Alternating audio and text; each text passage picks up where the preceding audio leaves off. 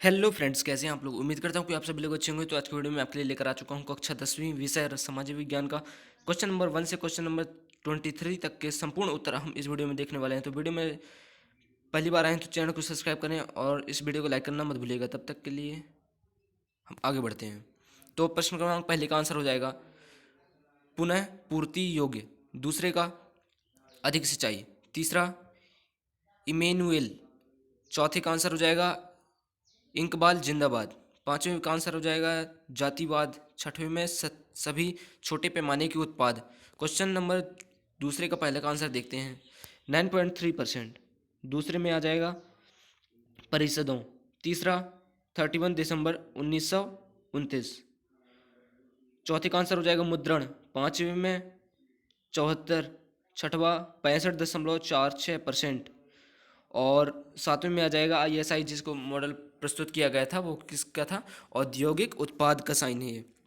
अब प्रश्न क्रमांक पहले तीसरे का आंसर देखते हैं, जिसमें पहला क्वेश्चन का आंसर हो जाएगा उनको छाटने वाला, दूसरे में चुन्नटों से कपड़े समेटने वाला, तीसरे का आंसर हो जाएगा सिंहली समुदाय, चौथा फेडेकोर संगठन, पांचवें बोलीविया, छठवें का आंसर हो जाएगा अहमदाबाद, और क्वेश्चन नंबर चौथे का आंसर हम देखते हैं। इसमें पहले का आंसर हो जाएगा लालभूरा, दूसरा गिर राष्ट्रीय उद्यान, तीसरा जर्मन शुल्क संघ था, चौथे का आंसर नहीं मिला है। वीडियो के नीचे कमेंट बॉक्स में कमेंट कर दूंगा यदि मेरे को मिलेगा तो।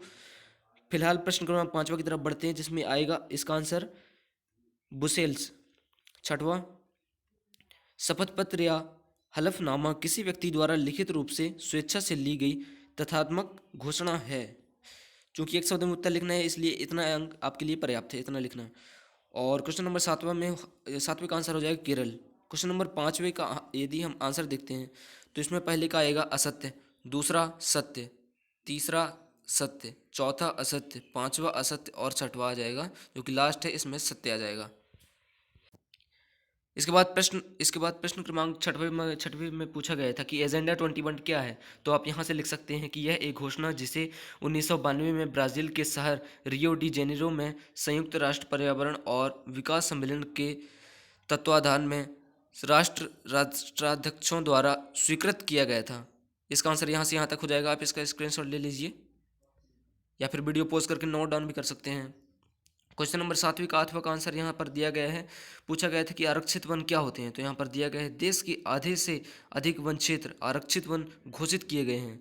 जहाँ तक वन और प्राणियों के संरक्षण की बात है, आरक्षित वनों को सबसे अधिक मूल्यवान माना जाता है। तो उम्मीद करता हूँ कि आप वीडियो रोक करके स्क्रीनशॉट ले लिए होंगे। अब हम क्वेश्चन नंबर आठवां की तरफ बढ़ते हैं। क्वेश्चन नंबर आठवीं का आठवां में पूछा गया था जो कि खरीफ व रबी की फसल में कोई तीन अंतर लिखना है। तो यहाँ पर इसका तीन अंतर दिए गए हैं, सॉरी दो अंतर पूछा गया था।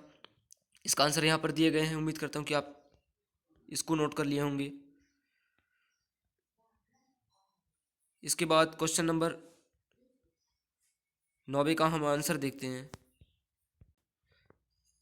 अफ्री अमेरिकी कौन थे। अफ्री अमेरिकी अश्वेत अमेरिकी या अश्वेत शब्द उन अफ्रीकी लोगों के वंशजों के लिए प्रयुक्त होता था जिन्हें 17वीं सदी से लेकर 19वीं सदी तक के प्रारंभ अमेरिका में गुलाम बनकर लाया गया था।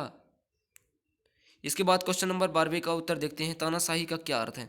तो तानाशाही सरकार का वह रूप है जिसमें एक व्यक्ति अथवा दल संवैधानिक अथवा वैध सरकार का तख्ता पलटकर सत्ता हथियार लेते हैं और उनके पश्चात शासन को अपनी इच्छा अनुसार चलाता है। क्वेश्चन नंबर 30 में पूछा गया था कि वस्तु विनिमय क्या है। तो एक वस्तु के बदले में दूसरी वस्तु प्रदान करना या फिर प्राप्त करना या अदला बदली करना प्रस्तुत विनिमय कहलाता है।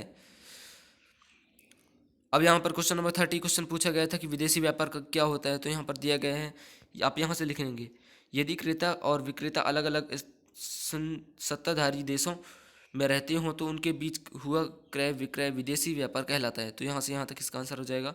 उम्मीद करता हूँ कि आप स्क्रीनशॉट ले लिए होंगे। क्वेश्चन नंबर 15 में पूछा गया था कि उपभोक्ता जागरूकता का क्या आशय है, उदाहरणों के साथ इसको स्पष्ट करना है।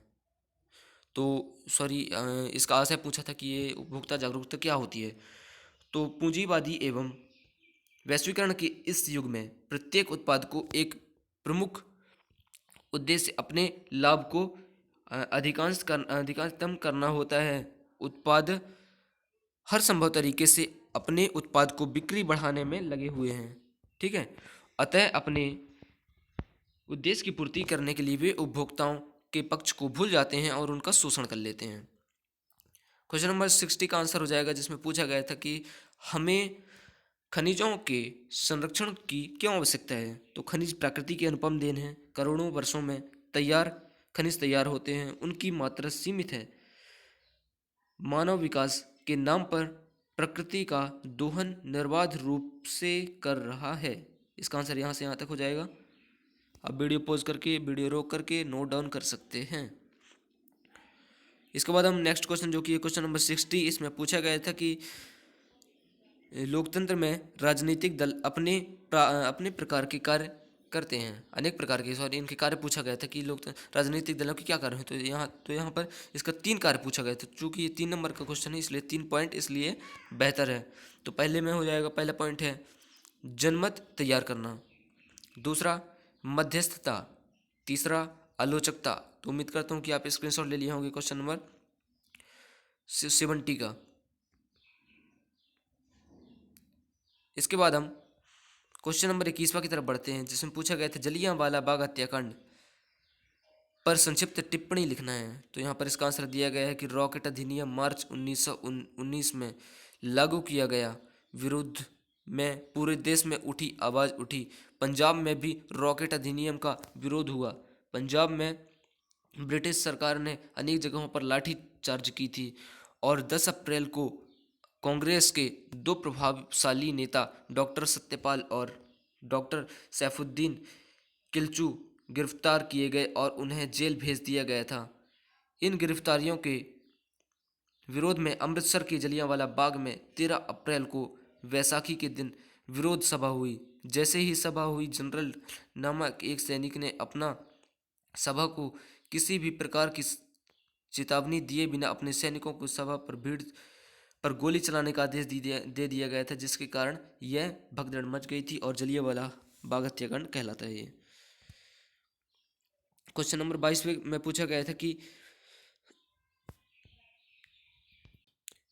संयुक्त राष्ट्र अमेरिका और ब्रिटेन की शासन व्यवस्था में द्विदलीय प्रणाली प्रचलित है। तो यहाँ पर दलीय प्रणाली पूछा गया था, तो इसका आंसर यहाँ से यहाँ तक हो जाएगा, पहला पॉइंट से लेकर 19वें तक, सॉरी, चौथे तक के इसका आंसर हो जाएगा।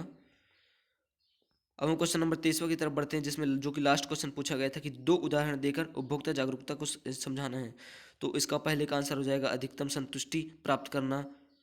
प्रत्येक व्यक्ति को अपनी आय सीमित है, वह अपनी आय से अधिक वस्तुएं एवं सेवाएं खरीदना चाहता है, इससे ही उसे पूर्ण संतुष्टि प्राप्त हो जाती है। अतः यह आवश्यक है कि उसे वस्तुएं सही मापतौल के अनुसार प्राप्त हों और उसके साथ किसी भी प्रकार की धोखाधड़ी ना हो, उसके लिए इसे जागरूकता बनना आवश्यक है। क्वेश्चन नंबर 23वें का दूसरा पॉइंट हम लिखते हैं कि उत्पादकों के शोषण से बचाओ।